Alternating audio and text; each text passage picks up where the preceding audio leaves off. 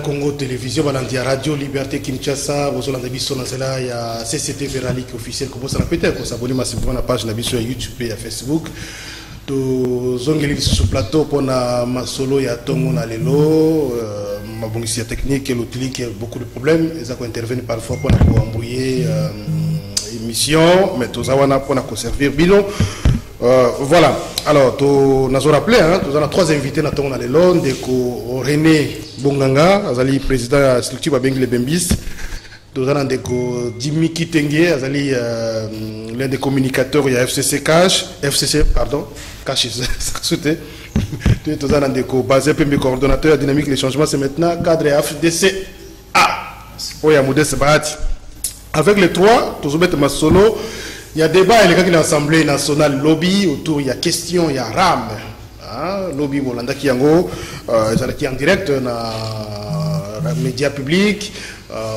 Bolandi intervention, il y a ministre, il y a conclure, et puis intervention, il y a auteur, il y a question, il y a conclusion, il y a président de l'Assemblée nationale, il y a lobby qui est assemblée, à Sali Moussa Naye, et il y a le gouvernement de la République, à Sala Pépar Naye, surtout dans Kolanda, la population Zakosenga, notamment pour supprimer RAM ou pour trouver solution c'est pas du tout normal. L'Assemblée nationale, motion de défiance initiée par les députés membres de la FCC rejetée en bloc. On a dit réaction. Il y a les concernés d'ailleurs Bakita Kisal pour manifester beaucoup mécontentement na bango na ndenge ilikaki. Ce qui est allé de solo il y a Seni. Toujours peut-être que plénière et qu'on a la lobby, surtout que commission paritaire va déposer rapport na bango depuis lobby na poko na bureau et assemblée nationale. Est-ce que lobby va entériner candidature ou dossier il y a candidat non retenu par consensus ou il y a divisé par confession religieuse? Est-ce qu'ils vont avancer autrement? Mais pas évident. Dès qu'on base un peu tozongelio. J'espère que na coupé ça vino sous moi 30 secondes rapidement. C'est vrai que nous essayons pour ça pour na au bandele sous moi qui rafraîchit mémoire. C'est vrai que si j'ai particulier déjà de Jimmy Mutazali Malouba mais bandela mon mouké comme ça Jimmy Malouba pas bandela sujet. Oui, merci beaucoup de déjà mais là dans 30 minutes 30 secondes de Pesenga j'étais entré dans un sujet particulier concernant société Yasinat où ils allaient au niveau ya Congo central qui ils allaient aux arrêts à travaux ils allaient qui les sociétés certains notables pour la relance na yango c'est là qui se déplacer pour na baya bakutana na ministre où ils allaient na tutelle ya société wana excellence madame princesse Adèle c'est là que yamba bango bazali ko étudier la faisabilité pour na ko relancer les lots Sinat on a été relancement sur que ça peut donner de l'emploi au lieu que tu exploites bâtiment libanda ça peut nous permettre d'exploiter localement sur une machine ya malonga ezali pour nous to recourir à libanda.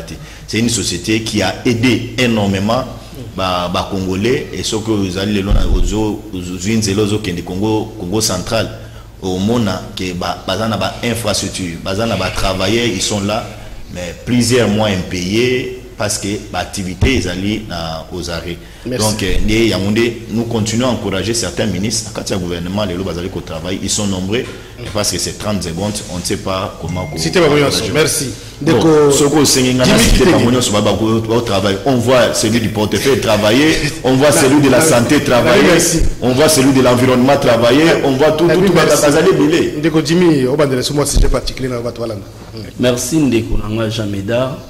Nazongeli lisusu wana pona kotia lisapi na kati ya pota lelo tozoloba bandeko na biso ba agent ya Onatra classe saisongi bana na bango bazongiti depuis ba année belé bazalaka certes na ba difficulté mais jamais bazwa difficulté ti ya koboya ya kozwa difficulté ya kofuta ma frais scolaire ti frais scolaires ont d'abord examouqué 330 000 francs. Les banques moussous tel que ba finka ba si ba fouti mais ba banque moussous na ne foutiti. Ba banque moussous ba toni bango non ba zwa ki ba zui mo de la part on attend ba approvisionner bango te pour que ba fouta bango tozo on en appelle au mandataire avant yo ba moussous ba leka ba zaiki na ba difficulté mais jamais besoin de difficulté à foutre frais scolaire 2 semaines yango bana ba otangati. Mais au-delà de ça, partenariat, l'État a signé Mikanda la partenariat tout le monde au ministère de la Finance, dans le ministère sectoriel, il y a budget et autres pour qu'on ait un ministère de transport pour que vous foutez on a 207 millions où l'État doit devoir. Mais si l'État doit s'impliquer, combien des agents de l'ONATRA car on a causé la misuba koufi car on a causé la misuba na ba hôpital misuba tika l'État comme on a ba arrêté en haute n'engue ko foutez mais en tout cas nous sommes à l'État moyini l'État azoyi ba bango mbongo na ram yokata mwama bosi boli mbongo belata ba 900 millions merci bon on a 100 millions bo pesa ta bato on a traba bandata un début il y a 207 millions avec ça la bien merci Ndeko Bazin ce dossier RAM c'est vrai qu'il est comme déjà faut le sujet discrimination alors vous allez 20 secondes merci beaucoup pour rappeler le solo papa alinga kufa lobi na vie dans le kangaram papa uti mitendi ay kokutana mutu na soko yo komesika boye benganga askutana ya zo mbongo akende papa tika na 1000 francs ya tenité abenga mutu aye komona na yo batala boye ram azui unité ya papa na yebi ndenge nini asalate tout le monde a papa na zotoka toi projet qu'est-ce qui se passe toi tu conseille dans monsieur zaba tambo na nzala to sombele moi sikre balbité nazali kama munena na utimitendi na tika na 1000 francs na sombi unité na benga mutu ramazu na kozwa mutu na ndenge nini pe na kozonga mitendi ndenge nini donc ezali dégâts oyo ramazu donc gouvernement ndenge balobi que eza sikolo maboko na ya traiter dossier on a sa complaisance et ya tala toujours intérêt à peuple congolais. C'est vrai que vous avez tout à l'heure mais pour permettre que bande la mission la diffusion ba yeba makanista parce que tout ça problème il y a moi courant tout ça et nous bande la mission muké hein débat lobby Hollandi l'Assemblée nationale Hollandi ba réponse ya ministre PTNTIC Hollandi conclusion auteur ya question que démocratie est primée tout le que vérité finalement est connu ou tout reste encore à revoir ou à refaire par rapport à dossier RAM. Na dossier on a bon, on a qui actualité n'aille ko tiari kamango na moto ya ministre c'est dit ce qui va faire tomber ministre c'est dit solution zoami. Non, problème est quitter à tomber ou pas tomber le ministre pour solution zoami. Problème est ali qui il faut pas retirer des RAM.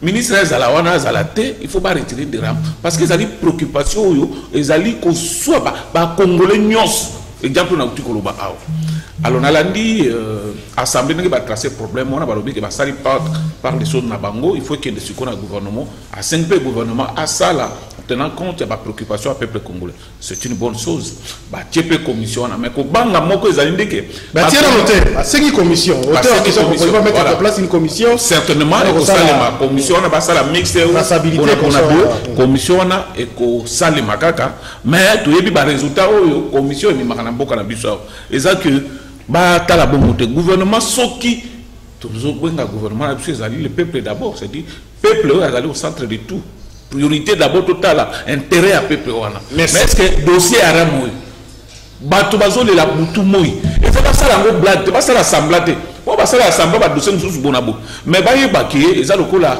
to benga pa na biso ne kwate sonzo atingami pour chaque fois motatie unité ne loba le akoloba lobi ale ba koloba donc on va mettre fait définitivement la yango il faut pas retirer yango. Merci Ndeko Jimmy Kitengi.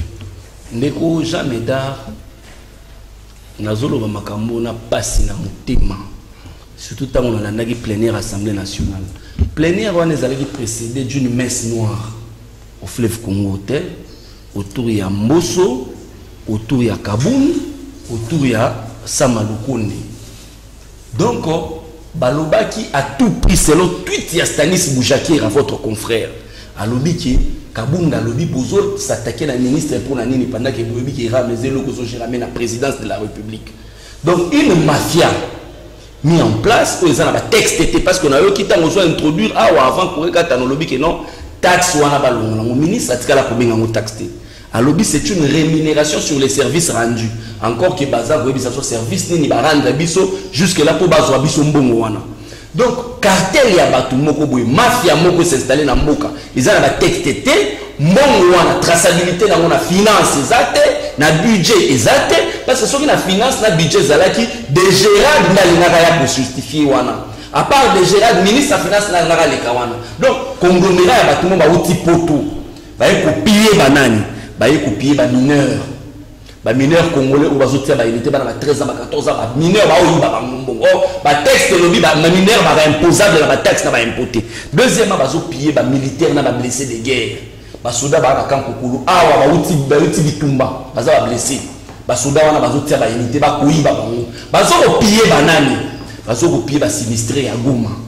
L'état moïni azalaki incapable ya kutongela bango bandako mais innocent balu na tongeli bango bandako kaka batongole wana ndeko koyiba bango mbungu ndeko jamais da mboso a décevoir nga tomona kengu awa 2015 loi boucha baye la loi pona makambo comme assemblée nationale makambo mboso te nalobi non nazo lobat tomona kengu aloba la rue a parlé, la population a parlé, j'écoute la voix de la population.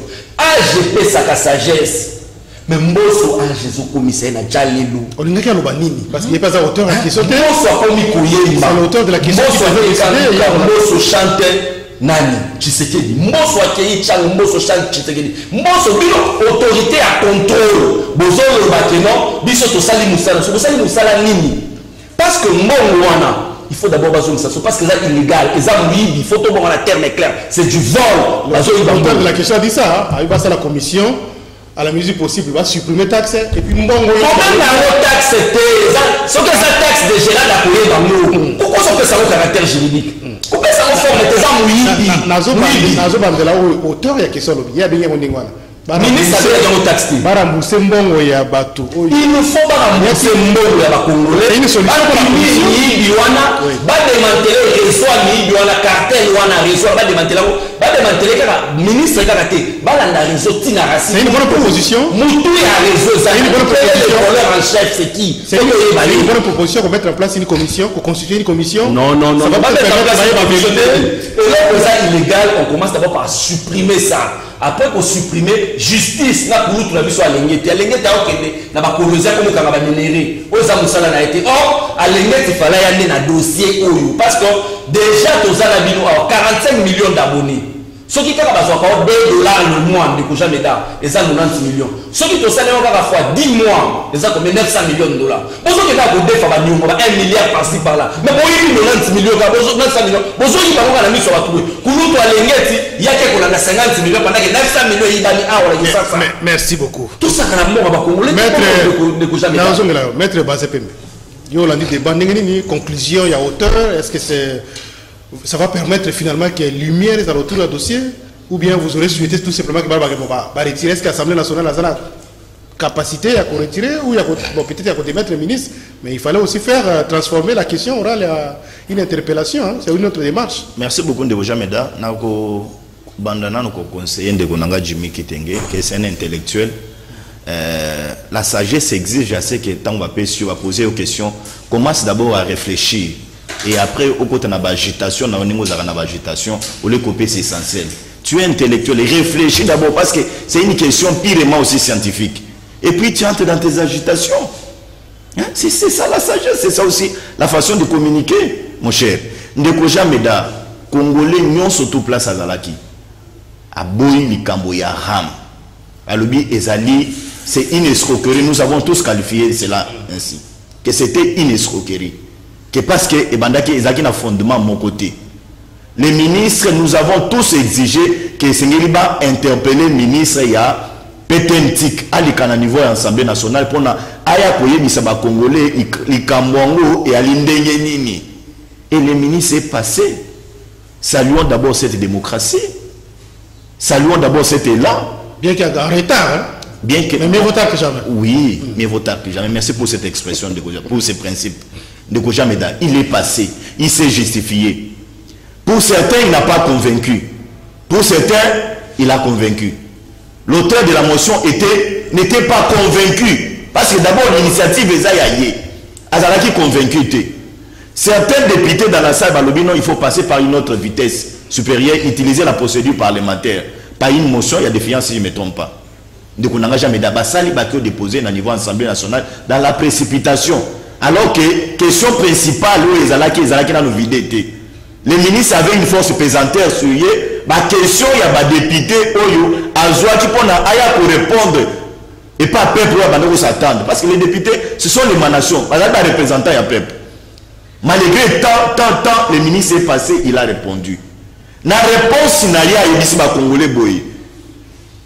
Ils allaient degré où ils ont marqué depuis 2012, à l'époque de Adolphe Muzito, avec fait Koyagialo, si je ne me trompe pas. En 2020, Sylvestre Ilunga Kambayozo, ils sont degré Moussos, pour ajuster certaines choses dans le degré Wana. Ceux qui veulent supprimer, ils ont gâté. Koutunga ministre, j'ai fait une proposition au gouvernement pour que le gouvernement a examiné Yango Lissos. Et il a chuté pour dire, je propose à ce qu'il y ait une commission. Et le député, l'initiateur, il est venu avec l'idée. Moi, j'ai fait une émission. J'ai dit non, la question des rames, c'est une escroquerie. Pour tout le monde, la traçabilité, les Congolais. Ceux qui mouillent, les gens qui mouillent, c'est pas kangaye. Mais les toki misa mouillibité, il faudra mettre une commission Akende, enquêter na niveau ya RPTC. Bakende pe na nini et pas ministre, ba enquêter, ba yeba, ba bondero, ba mbongo ministre a révélé biso qu'ils sont dans une banque. Ce que vous allez m'aboko banque ou bien ils ont un petit ba traçabilité na ngo za ndenge nini. Avant que l'émission, c'est peut-être une bonne idée, mais on sur base de l'expérience. On estime que si on va mettre en place une commission, c'est pour endormir le dossier. Peut-être qu'il va avoir. Na éviter ce qui va tout balander.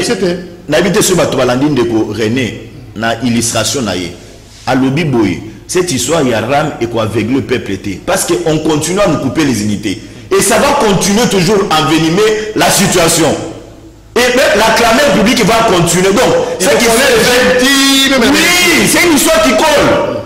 C'est une histoire qui colle. Moi, je l'ai compris dans cette logique-là. Et donc, le gouvernement a intérêt d'examiner la situation le plus vite possible.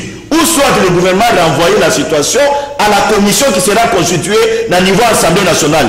Le gouvernement peut faire des suggestions, dire à Mbosso que l'auteur de la question a suggéré une commission. Nous adoptons pour que la commission enquête. Est-ce que pratiquement, qu'est-ce qu'il faut faire? Il faut par exemple décorer qu'on soit décision qu'au lieu à Kolongola, on va réduire peut-être.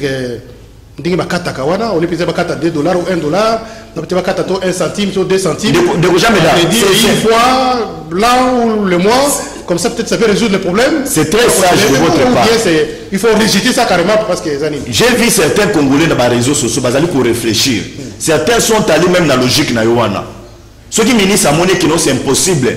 C'est l'éthique à la qu'est-ce qu'il dit? Ceux qui bandouya APT c'est ma monnaie qui non, et c'est l'éthique à la kabongo. Ils peuvent aller au-delà, au lieu que bakataka ibele, réduire même.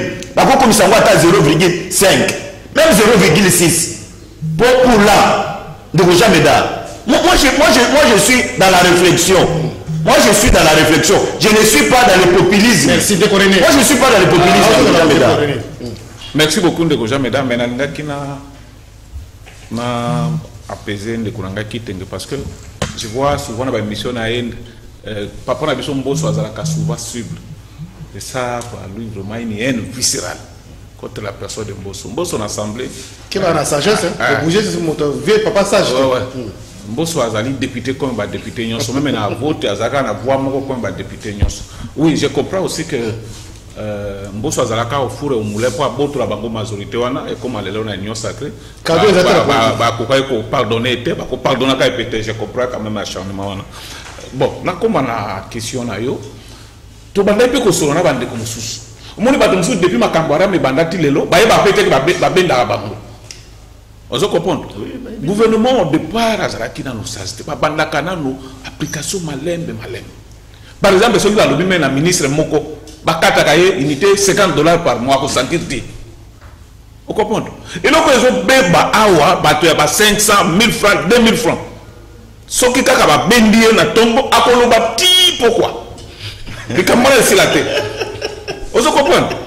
Est-ce que bakolo ka ba batana est-ce que batu nous bazala ka peu bien ba futa maka et tout ça tout bangala na bango bona bon ministre to kataka autant député autant sénateur autant ba yei na ba cabinet ministériel ko la ba ko basé boye autant bona ba tikina no ba 5000 bona bato ba tia ma télé ya ma fonction te ba téléphone ça la téléphone les amis les téléphones utilisés donc on est c'est on le bito proposer na ce qui est vu au fan ka gagner c'est le côté donc les gens on ndengona mais bango ba ko mbala moko bato ba tia ma kelele bato ba unité 500 1000 francs 200 pas compris tout alors problème ezali baprocédure nyonso ebandaki mabe eza makambo okende boye te baretire d'abord et puis babanda d'abord na communication koexplike bato le bien fondé parce que baya lelo kona kaka upu ekoi bato bandi bayibite ekona boye bato nano bayebaki mission eza mabe obligé ezaka mpe ka mabe vous pensez qu'on peut se rattraper na ngonga oyo est-ce que c'est non na bamboka nyonso pays évolué ba taxe ezalaka mais il faut moto ayeba oyo nini azodépasse mpe amonaka même résultat bataxe mosusu tofutaka ti tomonaka toloba même makambo vite okokotisa yango te combien tofutaka ti ozomona bato bazolanda o na barete ofuta nini parking bon ngai nabimisa bongo nafuta parking ekende na hôtel de ville oyo na biso tozomo quelque part au départ il fallait communication ezala mayebisa bato le bien fondé tout ça mais c'est déjà tard baretire nano ti soki makambe bongisima et comment les gens ont problème les députés FCC mais qui nous ont lobby à travers la motion de défiance mais attends ici mais politiquement on s'est consolidé hein si on a tendance na eza la muka allez à défendre la muka na plateau télévision pasi ya koyoka juriste ako misambwisa par exemple yo agite-toi c'est là toujours agite-toi ako misambwisa agite-toi lobi Dubaï batonga yango sur base ya ba taxe na ba impôt mais son ministre passe na parlement où yazo kumisa wa alobi ezali rémunération sur un service rendu. Toi, juriste,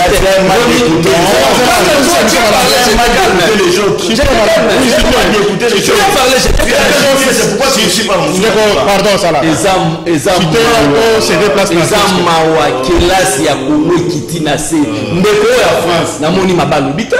Alors bien au clair, mais ce que ça taxe, ils ont un peu ok. Mais l'autre, ils ont un sous-basmaté, ils ont un combo, parce que la population, ils ont oui, merci. Continue à défendre les marques. Merci de rencontrer avec vous. Yo, quand vous voter, peuple qui ça c'est importuner le peuple congolais. Nous connaissons la télévision, ça c'est grave ça. Allez-y René. Soit tu te trompes, vous avez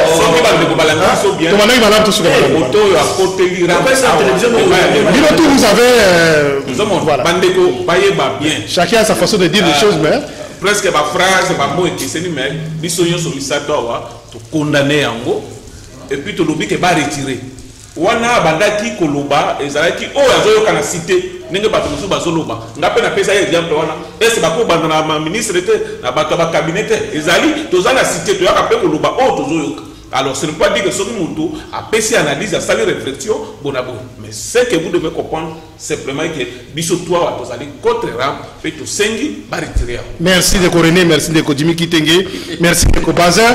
Rediffusion 16h30 23h10 na Radio Liberté Kinshasa, émission disponible na CCTV Ralik officiel. Merci l'équipe technique de Tukutani Lobby. Très bonne journée Panabino. Tout à l'heure kiosque 9h30 avec Serge Kabongo. Bonne journée. Alors